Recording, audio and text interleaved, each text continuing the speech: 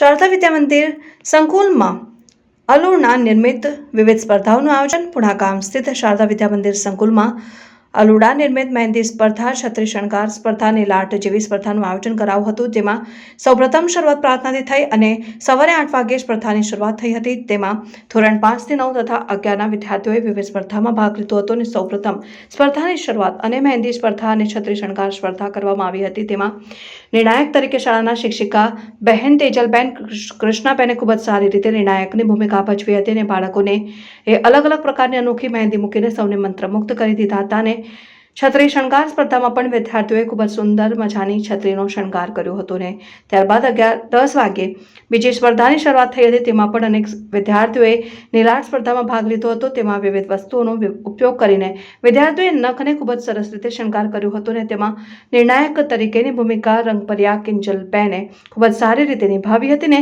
બાળકોની આવી આવડત અને પરિશ્રમ જોઈને શાળાના આચાર્ય શ્રીના બીના મેડમે ખૂબ ખૂબ અભિનંદન પાઠવ્યા હતા.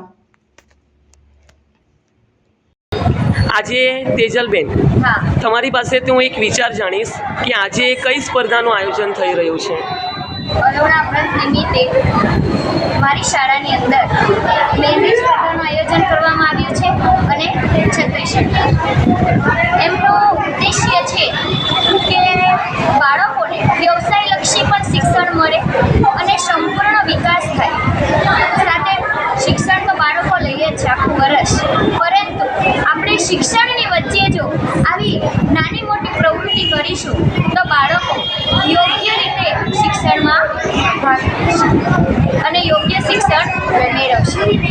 આજે તમે જે નિર્ણાયક તરીકેની જે ભૂમિકા ભજવવાના છો મહેંદી સ્પર્ધાની અંદર અને છત્રી ડેકોરેશનની સ્પર્ધાની અંદર, તો તમે કઈ કઈ બાબતોનું ધ્યાન રાખશો આની અંદર? મહેંદી સ્પર્ધાની અંદર અમે નિર્ણાયક તરીકે કે જે બાળકો ભાગ લીધેલ છે એમને ડિઝાઇન પર ફોકસ કરીશું. ડિઝાઇન દ્વારા પછી એમની સ્વચ્છતા દ્વારા પ્લસ કેટલા ટાઈમિંગ અમારે ખાસ ધ્યાન રાખવું પડશે. અને છત્રી શણગારમાં જ એમની પર કેટલી વસ્તુ ઘરેથી લઈને આવ્યા છે, કેટલી વસ્તુ અહીંયા આવીને એને ખુદ રેડી કરી છે. રેડી કર્યા પછી એને કઈ રીતના પોતે છત્રી પર ડેકોરેટ કર્યો છે, એનો આઈડિયાઝ કેવો છે કે છત્રી છે તો એનો આઈડિયાઝ કઈ રીતના ડેકોરેટિંગનો આઈડિયા કેવો છે, એ બધું વ્યવસ્થિત જોવામાં આવશે કે બાળક પોતે કઈ રીતે વિચારે છે અને વિચાર શક્તિ ક્યાં સુધી જઈ શકે છે અથવા લઈ જઈ શકે છે. એ બધું જોઈને પછી અમે એને નિર્ણય લઈશું કે એ કોનો નંબર આવશે. ઓકે, ખૂબ ખૂબ આભાર તેજલબેન, કૃષ્ણાબેન, તમે તમારો કિંમતી સમય આપી અને આજની આ જે સ્પર્ધા હતી તો એ સ્પર્ધાના તમે તમારા પોતાના વિચારો જણાવ્યા. તે બદલ તમારો ખૂબ ખૂબ હૃદયથી આભાર. જય શ્રી કૃષ્ણ. વંદે માતરમ.